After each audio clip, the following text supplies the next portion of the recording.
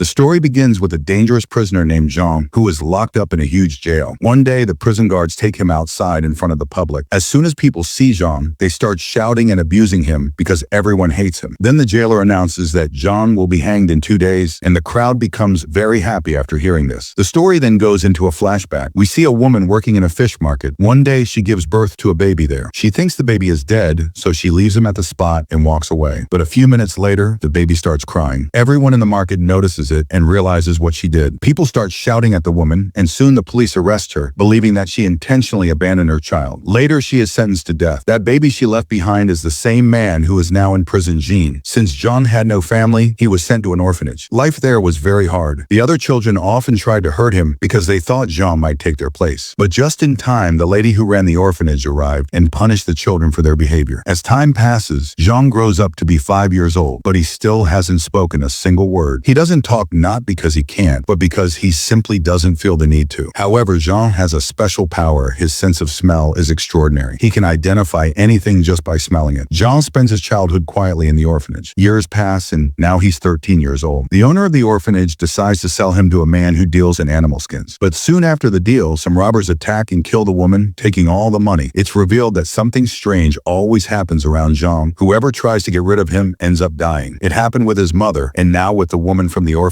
The man who bought Jean takes him along and makes him work hard. One day, he brings Jean to the streets of Paris, where they go to a crowded market. There, Jean catches a beautiful fragrance in the air. He follows that scent and ends up outside a perfume shop, where people are testing and buying perfumes. The smell fascinates him completely. Suddenly, Jean notices another scent even more mesmerizing. He follows it and finds that it's coming from a young fruit seller girl. Jean walks up to her. The girl thinks he's hungry and offers him 2 fruits. But instead, Jean grabs her hand and tries to smell it, his way of understanding her scent. The girl gets scared and runs away. But Jean's superhuman sense of smell guides him once again, and soon, he follows her scent through the streets, determined to find her. When the girl sees Jean following her, she gets scared and starts screaming. Jean quickly covers her mouth because he knows that if people hear her screams, they'll come running and beat him to death. After a while, when everything becomes quiet, Jean removes his hand, but the girl has already stopped breathing. Jean is heartbroken. He never wanted to hurt her. He only wanted to experience her beautiful scent. But now that she's gone, her fragrance fades away too. Sometime later, Jean is sent to deliver some animal skins to a man in the same city. When he reaches the place, he realizes it's a perfume shop. The shop owner was once a famous perfume maker, but now his business is failing because of too much competition in the city. Jean looks around and is completely captivated by the wonderful scents in the shop. He begins to describe the perfumes just by smelling them, something no one has ever done before. Then he starts mixing different perfumes and creates new and unique fragrances that amaze the shop owner. One of the perfumes Jean creates reminds the owner of his lost girlfriend, and the man is deeply moved. Impressed by Jean's gift, he decides to buy him from the man who owned Jean earlier. But strangely, after selling Jean, that man also dies, just like the others who tried to part ways with him. Now Jean starts living and working with the perfume maker. The man teaches him everything about how perfumes are made. He also tells Jean that there are 12 types of legendary fragrances in the world, but no one has ever created the 13th perfume, the one said to be the most perfect scent ever made. Jean confidently says, "I will make that 13th perfume." Because of Jean's incredible talent, the perfume maker's business soon becomes famous again across all of Paris, and he couldn't be happier. The perfume maker teaches Jean everything he knows about creating perfumes, but Jean isn't satisfied with his methods. He feels that something is missing, a secret ingredient or technique that prevents him from creating the 13th perfume. This thought makes him deeply sad, and soon he falls ill. Seeing Jean sick, the perfume maker becomes very worried. He knows that without Jean, his business will again be ruined. He tells Jean, "If you really want to learn how to make the 13th perfume, you must go to Grasse, a city in France known as the heart of perfume making." Before Jean leaves, the perfume maker learns 100 different perfume recipes from him. In return, he arranges all of Jean's travel papers so he can begin his journey. Jean sets out for Grasse, but the moment he leaves, the perfume maker's house collapses and he dies, just like everyone else who tried to part ways with Jean. Now Jean is shown traveling toward Grasse. On the way, he finds 2 paths, one leading to a village and the other through mountains and forests. Jean chooses the mountain path. He has decided to separate himself completely from society and live alone in nature. He finds a cave deep in the mountains and begins living there. Days pass in silence. One night, Jean dreams of the fruit seller girl, the one whose scent had once mesmerized him. He wakes up suddenly and looks around, but no one is there. Then he smells himself and realizes something shocking. He has no scent at all. Jean understands that maybe this is why he feels disturbed by other people's fragrances, because he himself has none. Determined once again, he decides to go to Grasse. As he travels, smells, he suddenly catches a familiar, enchanting scent just like the one from the fruit seller girl. He looks around and sees a horse carriage passing by. Inside sits a young girl. Jean quietly follows the carriage, which soon enters a grand mansion in Grasse. The mansion belongs to a wealthy man named Antoine, and the girl in the carriage is his beautiful daughter, Laura. Laura is an incredibly beautiful girl. Meanwhile, Jean starts working in Grasse under a woman who teaches him two special techniques: how to extract fragrance from animal fat. But Jean has something much darker in mind. He now wants to use these methods on humans. His goal is to capture 13 different scents, one for each bottle, that will complete his dream perfume. He begins by kidnapping a young girl and tries the first technique on her, but it completely fails. So he captures another girl and uses the second method, and this time it works perfectly. Jean finally learns how to extract scent from human skin. Now obsessed, Jean starts hunting for girls with unique fragrances. He wants to collect every scent to create the world's most powerful perfume. One night, he sneaks into Laura's birthday party and tries to kidnap her, but she manages to escape. However, that same night, two twin sisters disappear. Later, we see Jean carefully crafting two new perfume bottles, confirming that he was the one who kidnapped and killed them. After that, Jean keeps going one after another. Several girls go missing. Soon, he has 12 bottles, each containing a different scent. The mysterious disappearances create panic across the city. Everyone locks their doors and keeps their daughters inside. The city is filled with fear. Laura's father, Antoine, a respected and responsible man, takes charge of the investigation. He tells the townspeople that the bodies found so far showed no signs of violence or struggle, meaning the killer's motive isn't ordinary, it's something strange and specific. The city falls into chaos. Terrified citizens gather in the church, begging the priest to protect them. The priest assures them that God will help and justice will be served. Just then, a man rushes in with news the killer has been caught. But Antoine doesn't believe it. He says, a murderer this clever can't be caught so easily. Antoine becomes deeply worried about his daughter Laura. Fearing for her safety, he decides to leave Grasse with her as soon as possible. But as they leave the city, Jean catches Laura's scent in the air. He immediately realizes that she's leaving and begins to follow her. Meanwhile, back in the city, one of Jean's co-workers sees him digging up a dead woman's clothes and hair, the remains of one of his earlier victims. The man reports it to the police, and when the officers arrive, they discover the clothes and hair of all the missing girls buried there. The truth is finally out. Jean is the real killer. Meanwhile, Antoine and Laura stop for the night at a hotel. Antoine, being protective, keeps the key to Laura's room with him, but that night, while he's asleep, Jean sneaks into the hotel, steals the key, and quietly enters Laura's room. The next morning, we see Jean holding a new perfume bottle, and from this, it becomes clear that Laura is dead. Her scent has now become part of Jean's collection. Jean then mixes all the different fragrances he has gathered from all 12 victims, and Laura's scent into one final bottle. This becomes the 13th perfume, the most powerful fragrance ever created. Soon after, the police capture Jean, and the story returns to the present time, the day of his execution. People from all around gather to watch the killer finally meet his end. But when Jean is brought out, something unbelievable happens. He has applied the 13th perfume all over his body. As soon as the scent spreads through the air, the man who is supposed to execute him is completely spellbound. Overcome by emotion, he falls to his knees before Jean and says, "This man is innocent. He cannot be killed." The crowd begins to whisper in awe. No one can understand what's happening. The power of Jean's perfume has made everyone believe he is pure and divine. After that, Jean takes a handkerchief and sprays the 13th perfume on it. He waves it in the air, and soon the entire crowd breathes in its fragrance. The moment they do, everyone becomes completely enchanted. The hatred in their hearts disappears. People begin to love one another, hugging, crying, and feeling pure joy. Just then, Laura's father, Antoine, arrives with a sword in his hand. He's determined to kill Jean, but even he can't escape the power of the perfume. As the scent reaches him, his anger fades away. Overwhelmed with emotion, he